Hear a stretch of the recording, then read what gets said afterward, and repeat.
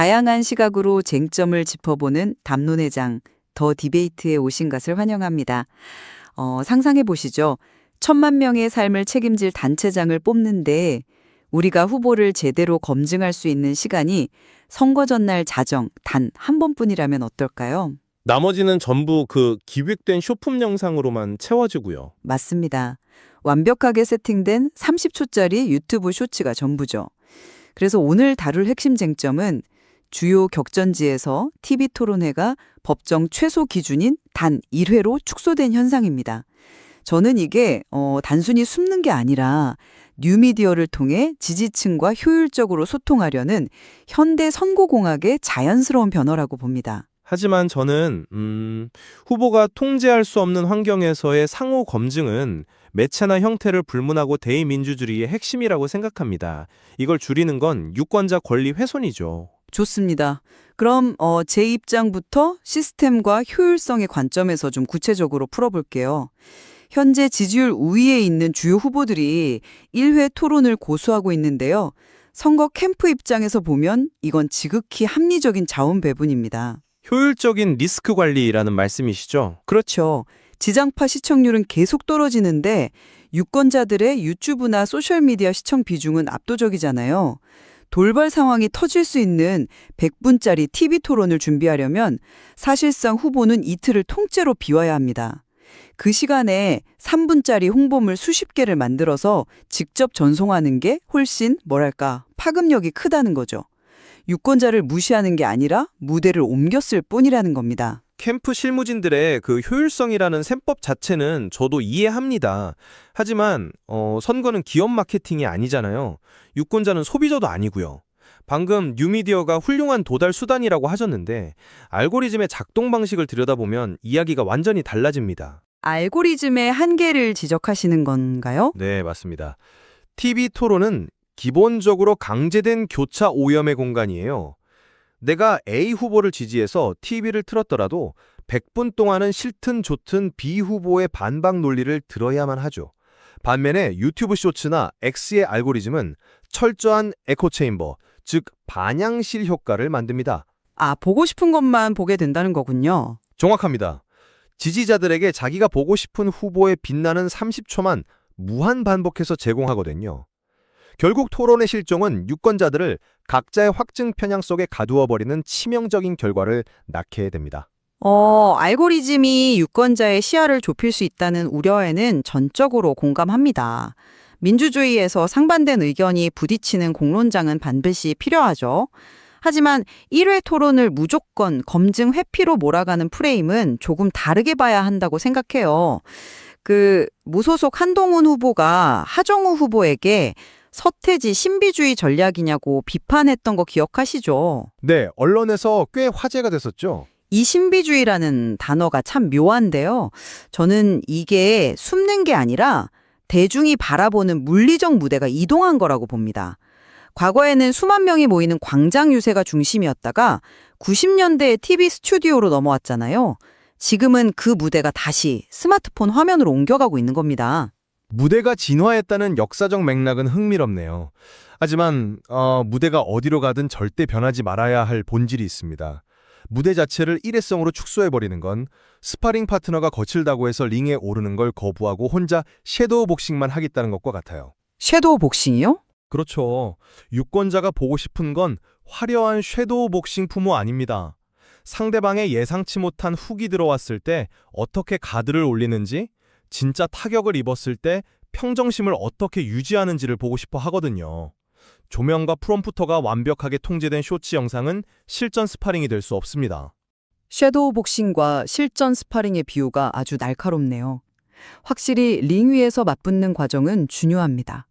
그런데 과연 지금의 TV 토론이 진짜 건강한 정책 검증의 링인가요? 상대가 글러브 대신 칼을 들고 올라온다면 어떨까요? 칼이라면 극단적인 네거티브 공세를 말씀하시는 건가요? 맞습니다. 정원호 후보 캠프 측이 패륜적 공작 정치를 우려하는 것도 무리가 아니에요. 실제로 과거 사례를 보면 폭행 논란 질문은 빼자거나 심지어 특정인이 사회를 봐도 좋다는 식의 극단적인 족간까지 난무하잖아요. 이미 토론이 이성적인 대결의 장이 아니라 상대를 조롱하는 정쟁의 원형 경기장으로 전락했습니다. 이런 진흙탕 싸움을 피하는 걸 단순히 링을 피했다고 폄하할 수 있을까요? 토론이 진흙탕 싸움으로 변질될 위험이 있다는 건 부정할 수 없는 현실입니다. 하지만 설령 그 링에 네거티브라는 칼이 난무하더라도 그걸 유권자가 두 눈으로 직접 보게고자 합니다. 시끄럽고 지저분하더라도 일단 보게 해야 한다. 네, 상대가 비열한 프레임을 씌울 때 후보가 감정적으로 폭발하는지 아니면 논리와 품격으로 박살내는지를 보는 것 자체가 위기관리 능력을 증명하는 가장 확실한 엑스레이거든요. 그리고 더 큰 문제는 100번 양보해서 방어 차원이라고 이해해줘도 이번 서울시장 토론의 절차적 타이밍을 보면 이건 철저히 기획된 회피입니다. 스케줄링의 문제를 짚으시는 거군요. 그렇습니다. 사전투표 시작이 29일 오전 6시인데 불과 7시간 전인 28일 밤 11시에 토론이 열려요. 이건 단순히 바빠서 심야로 밀린 게 아닙니다. 현대 저널리즘의 작동 메커니즘을 역으로 이용한 굉장히 교묘한 배치예요. 언론에 팩트체크 시간을 주지 않겠다는 뜻인가요? 정확합니다. 밤 11시면 주요 조간신문 윤정기는 이미 돌아가고 있습니다. 후보들이 쏟아내는 수많은 수치나 치명적인 의혹 제기들은 다음날 오후나 돼야 언론의 심층 팩트체크로 진위가 가려지거든요. 그런데 수백만 명의 유권자들은 아침 6시부터 그 판정을 보지도 못한 채 투표소로 향하게 됩니다. 이건 시스템의 맹점을 이용해서 언론의 검증 기능 자체를 기계적으로 무력화시키는 겁니다. 언론의 팩트체크 사이클과 사전투표의 간극을 파고들었다. 매우 예리한 분석입니다. 확실히 심야 토론 직후의 정보 공백은 유권자의 합리적 선택을 방해할 수 있죠. 하지만 이걸 어떤 민주주의를 위협하는 기만행위로 규정하기 전에 사실 선거판의 보편적 법칙을 볼 필요가 있습니다. 선두주자는 피하고 추격자는 매달린다. 이건 중력 같은 거거든요. 항상 반복되는 룰이긴 하죠. 네, 2022년 지방선거 때 송영길 후보가 3회 토론을 요구했지만 오세훈 후보 측이 회피했던 것도 같은 맥락입니다. 지킬 것이 많은 자의 전술이었죠. 지금 국민의힘이 깜깜이 선거라고 분노하는 것도 결국 본인들이 추격자의 위치에 있기 때문에 꺼낸 공세일 뿐이라는 겁니다. 여야의 공수교대 역학은 현실이죠. 과거 선례가 있다고 해서 정당화되는 건 아니지만요. 제가 진짜 주목하는 건 그 과정에서 소실되는 정책 검증의 해상도입니다. 팟캐스트나 소셜미디어가 폭발적으로 성장한 미국에서도 후보들을 한자리에 모아두고 치열하게 질문하는 TV 토론은 대체 불가능하거든요. 현대사회의 정책은 숏폼에 담기엔 너무 거대하고 복잡하니까요. 정책의 복잡성이 60초 포맷과 충돌한다는 말씀이군요. 맞습니다.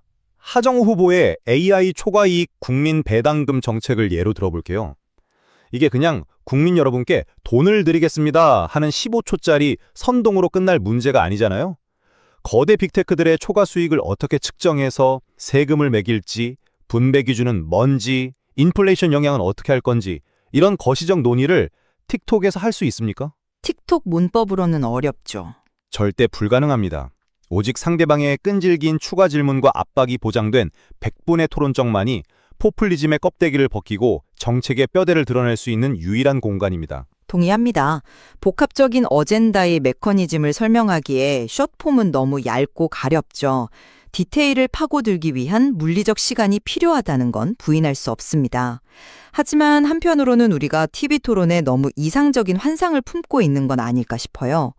과연 지난 10년의 토론들이 그런 깊이 있는 조세 메커니즘이나 인플레이션을 토론하는 자리였나요? 이상적인 토론만 있었던 건 아니죠, 물론. 현실은 말꼬리를 잡고 자극적인 한 방을 먹인 뒤에 그건 다시 30초짜리 유튜브 쇼츠로 잘라 유통시키기 위한 원재료 생산 기지로 전락했잖아요.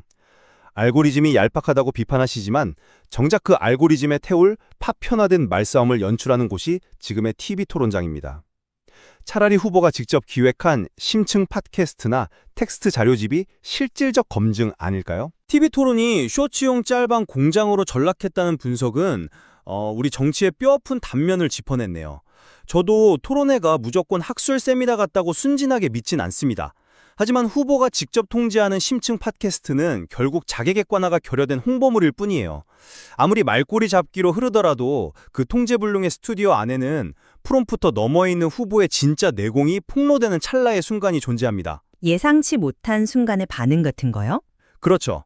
돌발 질문을 받았을 때 동공이 흔들리는 3초, 논리가 막혔을 때 튀어나오는 무의식적인 공격성. 유권자는 다듬어진 텍스트가 아니라 그 찰나의 압박 속에서 드러나는 인간의 역량을 보고 삶을 위탁할지 결정하는 겁니다. 토론 축소는 그 찰나의 진실을 은폐하겠다는 선언이에요. 깊이 있는 통찰이 오가는 훌륭한 논의였습니다.